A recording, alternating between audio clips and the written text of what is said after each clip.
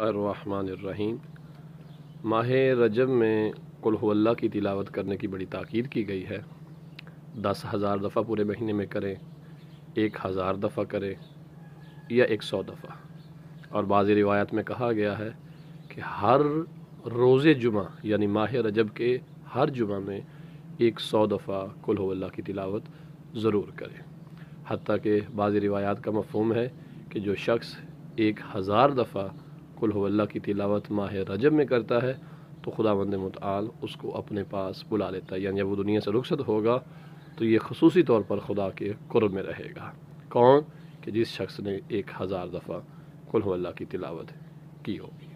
ایک خاتون جس نے ایک خاص لباس میں 1,000 دفعہ قل هو اللہ کی تلاوت کی، اور مرنے سے پہلے اس نے اپنے بیٹے سے کہا کہ یہ قمیض میرے ساتھ رکھ دینا قبر میں۔ بیٹا بھول گیا، ماں کو دفن کرایا، واپسی یاد آیا، اگلے دن جب وہ قمیض رکھنے قبر میں گیا دیکھتا اس کی ماں موجود نہیں، بڑا پریشان۔ اچانک غیب سے آواز آئی کہ ہم نے نہ کہا تھا کہ جو رجب میں 1,000 دفعہ قل هو اللہ پڑھے گا ہم اسے اپنے پاس بلا لیں گے۔